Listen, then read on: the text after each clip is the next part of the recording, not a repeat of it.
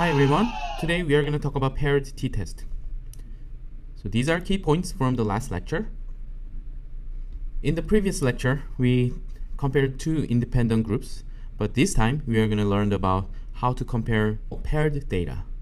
So the example from the textbook is about speed skating. So let's say you are compare these two lanes, inner lane versus outer lane. And the question is there a difference between two lanes? And these are the data from the games. So inner lane, each person had this time, and outer lane, this is the time. There are pairs between different players, and this is the box plot that shows the differences.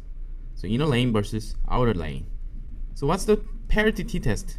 Can we do two sample t-tests for those data? No, the races are run in pairs, so the columns are not independent.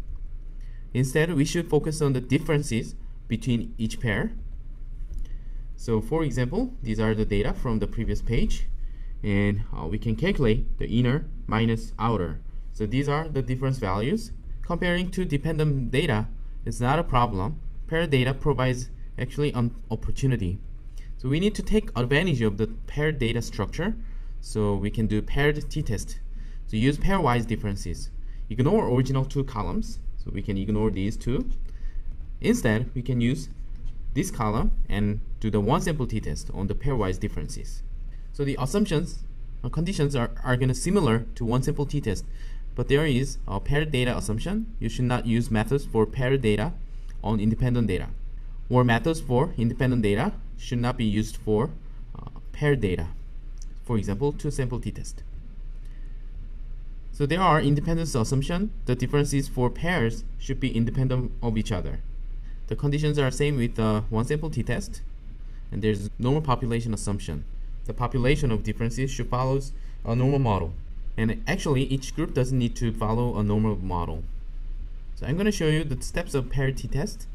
So the null hypothesis should be the mu difference equals some difference value. Usually we are comparing whether there is a difference or not.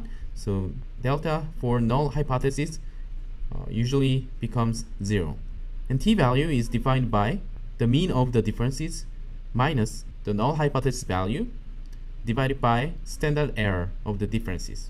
And degree of freedom is n-1. Here the n is the number of observation, number of pairs, and standard error of the mean differences is standard deviation of difference divided by square root of n. The confidence intervals for matched pair is defined by the mean of difference plus minus the critical value and standard error of the mean for the difference. And as I said, the standard error of the mean difference defined by standard deviation of the difference divided by square root of n. Let's see an example of paired t-test using the speed skating data. So null hypothesis is going to be neither lane offered an advantage. Mu difference becomes 0, inner versus outer lane. This is an alternative hypothesis. The mean difference is different from 0. We need to check with these assumptions. First, independent assumption. Each race is independent of the others. So the differences are mutually independent, right? And paired data assumption. The data are paired because the racers compete in pairs, inner and outer lanes. Randomization condition. Skaters are assigned to lanes at random. Okay. And nearly normal condition. The histogram of the difference is unimodal and symmetric. So it's nearly normal. And the conditions are met. So I will use the student T model with the degree of freedom of n-1, that is 16, because we have 17 pairs. The first one doesn't have the pair. So we have 17 data points. Therefore, the degrees of freedom becomes 16. We are going to perform a paired t-test. So data give n equals 17 pairs. Mean difference, so mean of these values becomes 0.499 seconds. The standard deviation of the difference becomes 2.333 seconds. We can estimate the standard deviation of the mean of D using standard error of the mean difference equals standard deviation of difference divided by square root of n.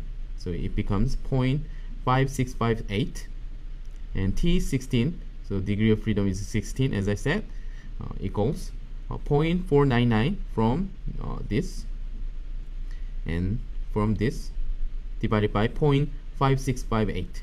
That becomes 0.882. we can convert this t-value to p-value. The alternative hypothesis is just two-tailed. It's not about the larger or smaller, just a different from 0. So we have to double the p-value.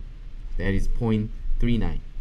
Therefore, we fail to reject the null hypothesis. And I'm going to give you another example of confidence interval. So this time, we are going to compare the wife's age and husband's age. And we can calculate the difference between the ages of husbands and wives. The data are from 170 couples.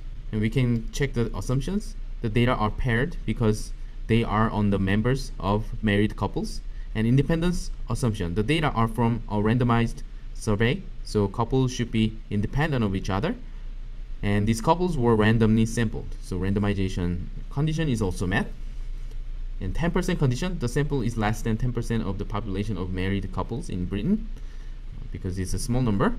Nearly normal condition, the histogram of the husband minus wife differences is unimodal and symmetric, so nearly normal condition.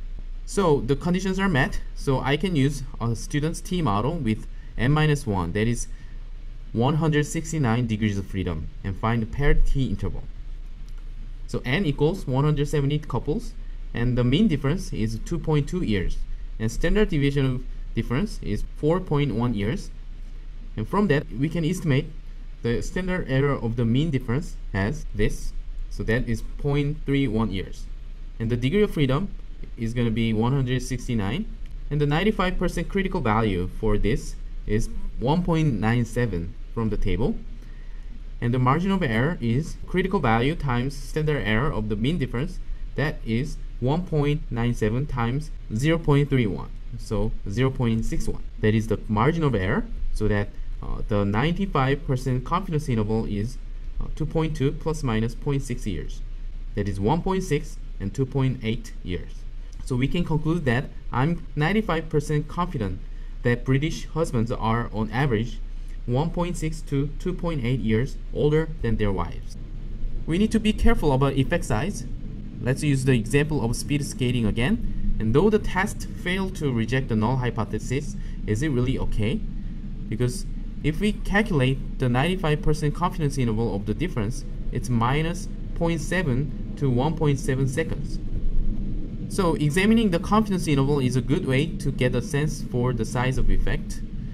And is 1.7 seconds okay? What if the gap between gold and silver medals is smaller than this? Then it's going to be problematic. And there is a non-parametric test, sign test. So it's a quite easy test, and that's distribution free. For the pairs with negative differences, you can record zeros, and then for the pairs with positive differences, record 1, and ignore the pairs with differences equals 0. So if there is no difference, that you can ignore those pairs. Then test the associated proportion p equals 0.5 using a z-test. So this means we are going to test the difference between positive and negative differences is different from random. Okay, so today's lecture was quite short and simple. So key points are we learned about how to do the paired t-test and confidence interval and non-parametric sign test. In the class, we are going to practice t-test more. Okay, see you in the class, and don't forget to solve the quiz. Thanks.